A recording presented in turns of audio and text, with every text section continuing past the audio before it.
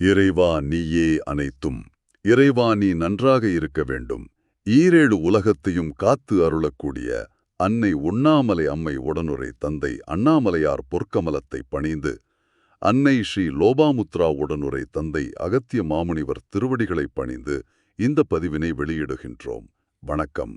சித்தர்களோட ஞான வழிகாட்டுதல்ல ஒரு ஆழமான அலசலுக்கு உங்களை அன்போட வரவேற்கிறோம். முதல்ல நீங்க இந்த செய்தியை கேட்கறதுக்கே தேர்ந்தெடுக்கப்பட்டது ஒரு பெரிய பாக்கியம்னு நினைச்சுக்கோங்க. நீங்க எல்லாரும் உன்னதமான ஆன்மாக்கள். அகத்திய மாமுனிவரோட வாக்கு நம்ம ஸ்ரத்தையோட கேட்கறதுனால நம்ம வாழ்க்கையில நிச்சயமா நல்ல விஷயங்கள் நடக்கும். அதுல சந்தேகமே இல்ல. இன்னைக்கு நாம பார்க்க போற மூலம் சித்தர்கள் ஆற்றிய வலைப்பதிவில் இருக்கிற பதிவெண் 496. இது மாமுனிவர் அகத்தியரோட பெரும் கருணையால நம்ம அன்புக்குரிய இடைக்காடர் சித்தர் உரைத்த பொதுவாக்கு. அதோட 4வது பகுதி இது. எப்போ அருளப்பட்டதுன்னா ஆகஸ்ட் 31, 2025 அன்னைக்கு திருவண்ணாமலையில நடந்த சிவபுராணம் கூட்டு பிரார்த்தனையில அருளப்பட்டது. இது ரொம்ப சக்தி வாய்ந்த வாக்கு. சித்தர்களோட அந்த பழமையான போதனைகள் வழியா உங்க வாழ்க்கைக்கு தேவையான மிக முக்கியமான சில செய்திகள் இன்னைக்கு உங்களுக்கு கிடைக்க போகுது. சரி, இந்த உரையாடலை நீங்க முழுசா கேட்டீங்கன்னா உங்களுக்கு என்னென்ன நன்மைகள் கிடைக்கும் அதை முதல்ல பார்த்துடலாம். 1, திருவண்ணாமலையோட ஒரு பெரிய ரகசியம், குறிப்பா மூலவர் சன்னதி சம்பந்தப்பட்ட ஒரு ஆச்சரியமான விஷயம் தெரிய வரும். 2வது, பிணம் ஞானி அப்படின்னு சொல்லப்பட்ட ஒரு சித்தரோட அப்படியே பிரமிக்க வைக்கிற கதை.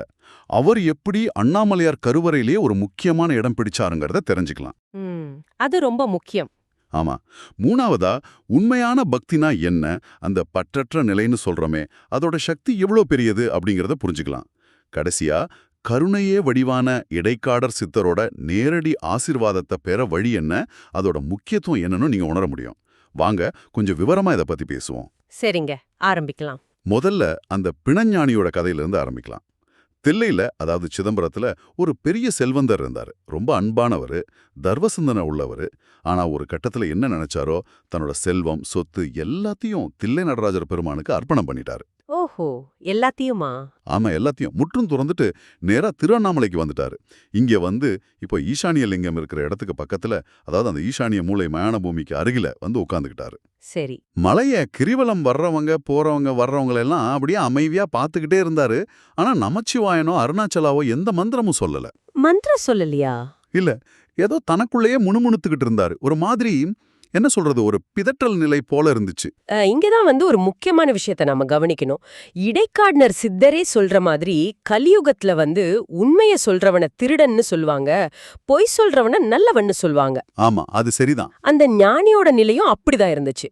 அவரு உள்ள உயர்ந்த நிலையில இருந்தாலும் வெளியில பாக்குறதுக்கு அவரோட செய்கை கொஞ்சம் விசித்திரமா இருந்துச்சு. சரி. அதனால வர்றவங்க போறவங்க எல்லாரும் அவரை பார்த்து, ஏன் இவன் திருட மாதிரி எல்லாரையும் முறைச்சு பாக்குறான் அப்படின்னு தப்பா பேசிட்டு போயிருக்காங்க. அதான் வெளித்தோற்றத்தை வச்சு ஒருத்தரை எடை போடுறது எவ்வளவு தப்பு பாருங்க.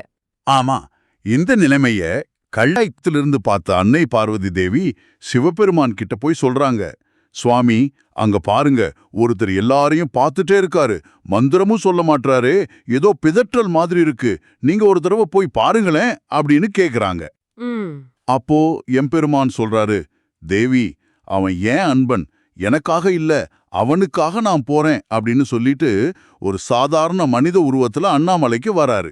சரி, அப்புறம் அங்க அந்த பக்தர் உட்கார்ந்துருக்கும் போது நம்ம எம்பெருமான் வேணும்னே ஒரு காலம் மிதிச்சிட்டு போறாரு. என்னது, மிதிச்சிட்டாரா? ஆமா. ஆனா இங்க ஒரு ஆச்சரியம் பாருங்க, மிதிச்சது இறைவன் தானு அந்த பக்தருக்கு உடனே தெரிஞ்சிடுச்சு. ஆனாலும் அவர் கோவத்துல ஈசல பார்த்து, ஏய் கண்ணு தெரியாதவனே அப்படின்னு ரொம்ப கடுமையா திட்டாரு. அப்படியா? இறைவன்னு தெரிஞ்சாமா? இதுதான் அந்த பக்தரோட அந்த பற்றற்ற நிலைக்கு ஒரு உச்சகட்ட உதாரணம். இடைக்காடர் சித்தர் சொல்ற மாதிரி அவருக்கு எந்தவித ஆசையும் இல்ல. ஆமா, எதன் மேலயும் பற்று இல்ல. அதனாலதான் இறைவனை உடனே அடையாளம் கண்டுக்க முடிஞ்சது. ஆனா அதே பற்றற்ற நிலைதான் உலக வழக்கப்படி இறைவன் கிட்ட பயமோ மரியாதையோ காட்டாம தன் இயல்பான கோவத்தை அப்படியே வெளிப்படுத்த வச்சிருக்கு. இத பார்த்து பார்வதி தேவிக்கு கோபம் வந்துடுச்சாம். உங்களை கண்ட பிறகும் இப்படி பேசுறானேன்னு. இறைவன் அவரை இன்னும் கொஞ்சம் சோதிக்கணும்னு நினைக்கிறாரு. அதனால மறுபடியும் ஒரு தடவை வலம் காலம் மிதிக்கிறாரு. அப்பவும் அந்த பக்தர், அட முட்டாளே, அப்பவும் உனக்கு தெரியலையான்னு இன்னும் கோபமா திட்டுறாரு. அப்புறம் அவர் தூங்கிட்டு இருக்கும்போது ஈசன் அவர் வயித்து மேலேயே ஏறி மிதிக்கிறாரு. அவர் கண்ணு முழிச்சு பார்த்து, கண்ணு தெரியாதவனே, முட்டாளே, அறிவில்லாதவனே அப்படின்னு முன்ன விட ரொம்ப கடுமையா திட்டுறாரு. அடேங்கப்பா. ஒரு கட்டத்துல அவருக்கு கோபம் தலைக்கேறிடுச்சு. பக்கத்துல கிடந்த ஒரு மரக்கொம்பை எடுத்து ஓங்கி ஈசனை அடிச்சே புட்டாரு. ஆனா என்ன ஆச்சரியம்னா, அந்த அடியையும் சிரிச்சுக்கிட்டே வாங்கிக்கிட்டு ஈசன் ரொம்ப அழகா சிரிக்கிறாரு. இந்த இடத்துல தான் நாம அந்த பக்திக்கும் பற்றற்ற நிலைக்கும் இருக்கிற ஒரு ஆழமான தொடர்பை புரிஞ்சுக்கணும். ஈசன் வந்து பார்வதி தேவி கிட்ட சொன்னாராம், அன்பான என் பக்தன் என்ன திட்டினாலும் சரி அடிச்சாலும் சரி அத நான் ஏத்துக்கவேன். ஓஹோ. அவன்கிட்ட எந்த ஆசையும் இல்ல, எந்த பற்றும் இல்ல. அதனால அவன் வெளிப்படுத்துற உணர்வுகள் எல்லாம் தூய்மையானது. அவனோட அன்பை நான் இப்படிதான் ஏத்துக்குவேன் அப்படின்னு சொல்றாரு. இது வந்து சாதாரண பக்தி இல்ல, ஆசையே இல்லாத நிலையில வர்ற அன்பு. அது பாக்குறதுக்கு கோவமா தெரிஞ்சா கூட இறைவனால முழுசா ஏத்துக்கப்படுது. திட்டுனாலும் அடிச்சாலும் அதை இறைவன் ரசிக்கிறான்னா அந்த பக்தரோட அந்த பற்றற்ற நிலையை நினைச்சு பாருங்க. ரொம்ப ஆச்சரியமா இருக்கு. இந்த சம்பவத்துக்கு அப்புறம் அந்த பக்தர் சிவபெருமான முழுசா உணர்ந்துக்கிறாரு. என்னிடமிருந்து தான் நீ விளையாடுவியா அழிவில்லாதவனே அப்படின்னு கொஞ்சம் உரிமையோட கேக்குறாரு. விளையாட்டு போதுங்கிற மாதிரி.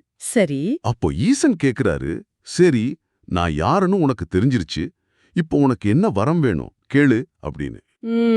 ஆனா அந்த பக்தர் சொன்ன பதில் வந்து நம்மள அப்படியே மெய்ச்சில் இருக்க வைக்குது. அவர் சொல்றாரு, வரமா அதெல்லாம் எனக்கு ஒன்னும் தேவையில்ல. உன்கிட்ட வரம் கேட்கறதுக்காக நான் இங்க வந்தேன். குடுக்கறதுக்கு நீ யாரு? அடடா. என்கிட்ட இருந்த எல்லாத்தையும் விட்டுட்டு தானே இங்க இந்த பிணம் எரியற இடத்துக்கு பக்கத்துல, அதாவது அந்த ஈசானிய மயானத்தை நினைச்சு உட்கார்ந்துருக்கேன். என்னைய உயிரோட இருக்கும்போதே பிணத்துக்கு பக்கத்துல உட்கார வச்சுட்டியே, இது நியாயமா அப்படின்னு கேக்குறாரு.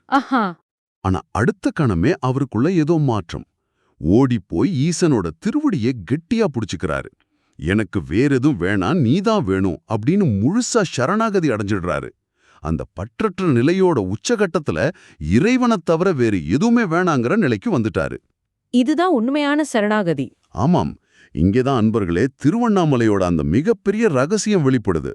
அந்த பக்தரோட சரணாகதி ஏத்துக்கிட்ட திருவண்ணாமலையார் அவர்கிட்ட சொல்றாரு, அப்பனே, இனிமே நான் இந்த மூலஸ்தானத்துல, அதாவது கருவறையில இருக்கிற வரைக்கும் என் மடியிலேயே நீ உட்கார்ந்துரு.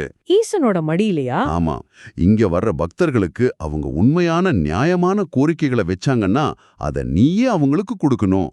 உன்னையே நான் இந்த அண்ணாமலையோட முதலாளியாக்குறேன் அப்படின்னு சொல்றாரு. சற்று யோசிச்சு பாருங்க, இது எவ்வளவு பெரிய வரம். சாதாரண வரத்தெல்லாம் கேட்காம இறைவனே கேட்ட ஒருத்தருக்கு இறைவன் தன்னோட இடத்துல தன்னோட மடியிலேயே உட்கார வச்சு தன்னோட அருளை வழங்குற அதிகாரத்தையே கொடுத்துட்டாரு. ஆமா, மூலஸ்தானத்துல கருவறைக்குள்ள ஈசனோட உட்கார்ந்து பக்தர்களோட நியாயமான கோரிக்கையை நிறைவேற்ற முதலாளியா ஆயிட்டார் அந்த ஞானி. இதுதான் உண்மையான வரம். எல்லா வரத்தையும் கடந்து இறைவனோட ஒன்றாகி இறைவனோட வேலையே செய்யற ஒரு பெரும் பேரு. அவர் பெரும்பாலும் அந்த பிணங்களை எரிக்கிற ஈசானிய மயான பூமிக்கு பக்கத்திலே இருந்ததால மக்களுக்கு அவரை சரியா அடையாளம் தெரியல. அதனால அவரை பிணம் பிணம் அப்படின்னு கூப்பிட்டுருக்காங்க. போக போக அதுவே நிலைச்சு போய் அவருக்கு பிணம் ஞானின்னு பேர் வந்துருச்சு. பேர்கள் எப்படி உருவாகுது பாருங்க. ஆனா அந்த ஞானி பேருக்கோ புகழ்ச்சிக்கோ இகழ்ச்சிக்கோ அப்பாற்பட்ட நிலையில இருந்தாரு. அவர் இருந்த இடத்த வச்சு அவருக்கு அந்த பேர் வந்துச்சே தவிர அந்த பேர் அவரோட உன்னத நிலையோ அந்த பற்றற்ற தன்மையும் குறிக்கல. அவர் அந்த அடையாளங்கள் எல்லாம் தாண்டி போயிட்டாரு. இடைக்காடர் சித்தர் என்ன சொல்றாரு, அந்த பிணம் ஞானி இன்னைக்கும் திருவண்ணாமலையார் மூலஸ்தானத்துல ஈசனோட மடியில உட்கார்ந்து அருள் பாலிச்சுட்டு தான் இருக்காராம். ஓ, இப்பவும் இருக்காரா? ஆமா, அங்க போய் உண்மையான பக்தியோட நியாயமான தேவைகளை கேட்டா அவர் கண்டிப்பா வாரி வழங்குறாராம். ஆனா சித்தரே ஒரு எச்சரிக்கையும் கொடுக்கறாரு. என்ன எச்சரிக்கை? அந்த ஞானி கிட்ட வரம் வாங்கிட்டு அப்புறம் தப்பான வழியில போயிட்டு மறுபடியும் வரம் கேட்டா ஈசன் கொடுத்த வரத்தை புடுங்கிடுவாராம். அருளை பெறது முக்கியம், ஆனா அதை தக்க வச்சுக்கிற தகுதியோட வாழ்றது அதை விட முக்கியம் சொல்றாரு. சரிதான், ரொம்ப முக்கியமான விஷயம். இனிமே இடைக்காடர் சித்தரோட வாக்குகள், அவர் கொடுத்த ஆசிகளை பத்தி கொஞ்சம் பார்க்கலாம். இடைக்காடர் சித்தர் சொல்றாரு, இந்த பிணம் ஞானி மாதிரி இன்னும் நிறைய ஞானிகள் அண்ணாமலையில சூட்சுமமா உழவிட்டு அப்படியா? ஆமாம், அவங்கள பத்தியும் சொல்றேன்னு சொல்றாரு. அவங்க தவம் செஞ்ச இடங்கள், சூக்ஷமா வாழ்ற இடங்களுக்கு நாம போனோம்னா நம்ம வாழ்க்கையில நிச்சயமா ஒரு பெரிய முன்னேற்றம், ஒரு மாபெரும் வாழ்வு கிடைக்கும்னு உறுதி கொடுக்கறாரு. இது ரொம்ப முக்கியம். சித்தர்களோட வழிகாட்டுதல்ங்கிறது நம்மள ஆன்மீக ரீதியாவும் சரி உலகியல் ரீதியாவும் சரி மேம்படுத்துறதுக்கு தான். இங்க இடைக்காடர் சித்தர் அந்த சிவபுராணம் கூட்டு பிரார்த்தனையோட முக்கியத்துவத்தை மறுபடியும் சொல்றாரு. ஆமாம், இது மாதிரி கூட்டு வழிபாடுகள் மூலமா சித்தர்களோட அருளையும் அவங்களோட பக்குவங்களையும் நமக்கு தேவையான நல்ல வாக்குகளையும் வழிகாட்டுதலையும் நாம நேரடியா வாங்கிக்க முடியும்னு சொல்றாரு. அடியவர்களுக்கு தேவையானதை கொடுக்கறதுக்கு சித்தர்கள் எப்பவும் தயாரா இருக்காங்கன்னு இது மூலமா தெரியுது. ரொம்ப ரொம்ப முக்கியமான ஒரு விஷயம் இப்ப சொல்ல போறேன். நாம பேசிட்டு இருக்கிற இந்த செய்தி அருளப்பட்டதே அந்த சிவபுராணம் கூட்டு பிரார்த்தனையில தானே, ஆகஸ்ட் 31, 2025. ஆமாம். அங்க கலந்துகிட்டவங்களுக்கு கருணை கடலான நம்ம இடைக்காடர் சித்தர் நேரடியா ஒரு பெரிய ஆசியை வழங்கியிருக்காரு. அவர் என்ன சொல்றாருன்னா, தாயே தந்தையே, எம்முடைய ஆசிகள் இடைக்காடனின் ஆதிகளால், அதாவது அவரோட ஆற்றல்களால் நிச்சயம் சில கிரகநிலைகளையும் கூட உங்களுக்கு மாற்றி அமைக்கின்றேன். ஆசிகள். அடேங்கப்பா, கிரக நிலைகளையே மாற்றி அமைக்கிறதா? எவ்ளோ பெரிய பாக்கியம்! இது சாதாரண விஷயம் இல்ல. நிச்சயமா அந்த பிரார்த்தனையில கலந்துகிட்டவங்க மட்டும் இல்ல, இந்த உன்னதமான செய்தியை இப்போ ரொம்ப சிரத்தையா கேட்டுட்டு இருக்கிற உங்களுக்கும் அந்த மகாசித்தரோட அருள் பார்வை கண்டிப்பா உண்டுங்கிறத ஆழமா நம்புங்க. நிச்சயம். சரி, இதுவரைக்கும் நம்ம பேசினதுல இருந்து கிடைச்ச முக்கியமான முத்துக்களை ஒரு தடவை தொகுத்து பாத்திரலாமா? பார்க்கலாம். ஒண்ணு, பிணம் ஞானியோட கதை நமக்கு கத்துக் கொடுக்கிற பாடம். உண்மையான பற்றற்ற நிலைனா என்ன, இறைவனோட கடுமையான சோதனைகளை கூட கலங்காம ஏத்துக்கிற தன்மை எப்படிப்பட்டது, அதோட உச்சக்கட்டத்துல நடக்கிற அந்த முழுமையான சரணாகதியோட வலிமை என்னங்கிறது இது விளக்குது. சரி. 2, திருவண்ணாமலை மூலஸ்தான ரகசியம். வெளியில பார்க்க சாதாரணமா தெரிஞ்ச பிணம் ஞானி தன்னோட பற்றற்ற நிலையால ஈசனோட மடியிலேயே கருவறைக்குள்ள உக்காந்து அண்ணாமலையோட முதலாளியா இருந்து அருள் பாலிக்கிற உயர்ந்த நிலையை அடைஞ்சாருங்கிற ஆச்சரியமான உண்மை. 3, பக்தியோட உண்மையான பொருள். ஆசையே இல்லாத உண்மையான அன்பு நிறைஞ்ச பக்தி இருந்தா அது பார்க்க கோபமா தெரிஞ்சா கூட இறைவன் அதை சந்தோஷமா ஏத்துக்கிட்டு அருள் செய்வாருங்கிறத ஈசனோட வார்த்தைகள் மூலமாவே தெரிஞ்சுக்கிட்டோம். ஆமா. 4, சித்தர்களோட பேரருள். இடைக்காடர் மாதிரி மகா சித்தர்களோட வாக்குகளை கேட்கறதும் அவங்க காட்டுற வழியில நடக்கிறதும், குறிப்பா கூட்டு பிரார்த்தனைகள்ல கலந்துக்கிறதும் நம்ம வாழ்க்கையை மேம்படுத்தும். அது மட்டும் இல்ல, நம்ம கர்ம வினைகளையும் நமக்கு பாதகமா இருக்கிற கிரக நிலைகளை கூட மாத்தி அமைக்கிற அளவுக்கு அதுக்கு சக்தி இருக்குங்கிறத உணர்ந்தோம். ரொம்ப அருமையா தொகுத்தீங்க. இப்போ நம்மள நாமளே கேட்டுக்க வேண்டிய ஒரு கேள்வி வருது பாருங்க. அந்த பிணை ஞானி வந்தது பரம்பொருள்னு தெரிஞ்சிருந்தோம், சோதனை வரும்போது ரொம்ப கடுமையா எதிர்வினையாச்சினார், திட்டினார் கூட. அதுக்கு காரணம் அவர்கிட்ட இருந்த அந்த பற்றற்ற நிலை. இப்போ நம்மள பாப்போம். நம்மளோட அன்றாட வாழ்க்கையில நமக்கு வர சின்ன சின்ன கஷ்டங்கள், சோதனைகள் வரும்போது அதுல இறைவனோட திருவிளையாடலை பார்க்காம, இல்ல அத ஒரு சோதனையாவே பார்த்து நாம எப்படி நடந்துக்கிறோம்? ஆமா, யோசிக்க வேண்டிய விஷயம். கோபம், விரக்தி, பயம், பதட்டம்னு இந்த உணர்ச்சிகளுக்கு ரொம்ப சுலபமா நாம ஆளாகிடுறோமா? உண்மையான ஆசைகள் இல்லாத பக்திங்கிறது இன்னைக்கு இருக்கிற இந்த போட்டி உலகத்துல எதை குறிக்குது? அந்த பற்றற்ற நிலையை நோக்கி நாம எப்படி போக முடியும்? இத பத்தி நாம கொஞ்சம் ஆழமா யோசிச்சு பார்க்கணும். உத்வேகத்துடன். அருமை, ரொம்ப நல்ல சிந்தனை. நீங்க கேட்ட இந்த அரிய உன்னதமான செய்தி இருக்குல்ல, பிணம் ஞானியோட கதை, அண்ணாமலையோட ரகசியம், இடைக்காடர் சித்தரோட அருள்வாக்கு, இதையெல்லாம் உங்களுக்குள்ள மட்டும் வச்சுக்காதீங்க. நிச்சயமா. உங்களால எவ்வளவு முடியுமோ அவ்வளோ பேருக்கு இதை கொண்டு சேருங்க. உங்க வாட்ஸ்அப் குழுக்கள், ஃபேஸ்புக், இன்ஸ்டாகிராம், எக்ஸ், அதாவது முன்னாடி Twitter, LinkedIn, Telegram, Discord, Facebook மெசஞ்சர்னு உங்களுக்கு தெரிஞ்ச எல்லா சமூக ஊடகங்கள்லயும் தயங்காம ஷேர் பண்ணுங்க. ஆமா, கண்டிப்பா பகிரணும். ஞாபகம் வச்சுக்கோங்க, இது மாதிரி ஞானம் தர்ற உயர்ந்த ஆன்மீக செய்திகளை பகிர்ந்துக்கிறதுங்கிறது வழி தெரியாம தவிக்கிற பல ஆன்மாக்களுக்கு ஒரு வெளிச்சத்தை காட்டுற மாதிரி. இது உங்களுக்கு சாதாரண புண்ணியம் இல்ல, முதல் தர உயர் புண்ணியத்தை தேடித்தரும்னு பெரியவங்க சொல்றாங்க.